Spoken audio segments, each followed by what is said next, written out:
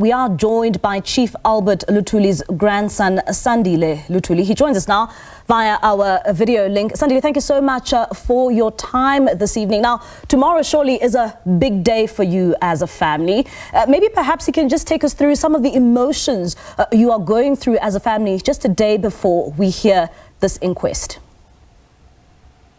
Good evening, and good evening to the viewers at home. Yes, emotionally, we are quite excited that we have eventually gotten to this moment after a fairly long time.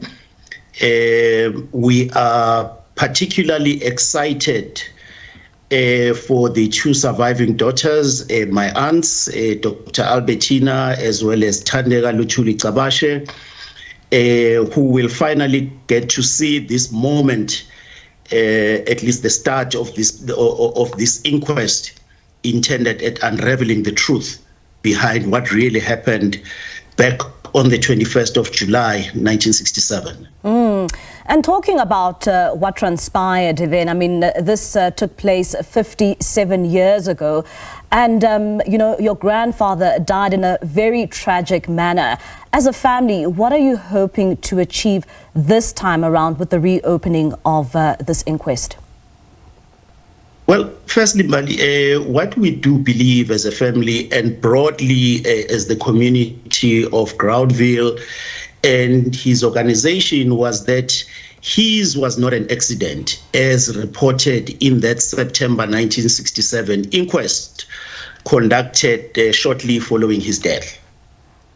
And therefore, the outcome that we are looking for or hoping that will come out of this is that finally the truth around the circumstances of his death will be fully revealed. Truth and justice is really what we are seeking as an outcome of this. What does this inquest mean for you as a family? I mean, I asked this, a number of families suffered so many atrocities during the apartheid era, and many have been left with questions more than answers. What does this reopening of the inquest mean to you as a family? So there are a couple of things that this means and represents to us. Firstly, it's an opportunity to find closure, which is quite important in understanding exactly what happened.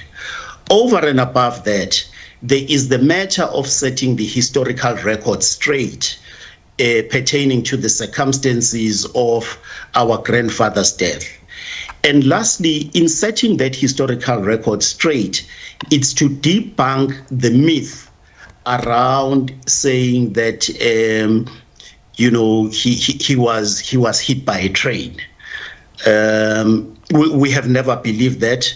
No one in the community of Groundville and the broader African National Congress and many other people, we have never believed that to be true, to be an iota of truth associated with it. And you're saying that, I mean, as a family, you feel as if, you know, there was never any truth to the fact that, you know, it was just an accident that took place. Would you say that over the years, you've learned that, you know, there is more to the story in terms of some of the evidence that you, you know, have come to know of over the past couple of years?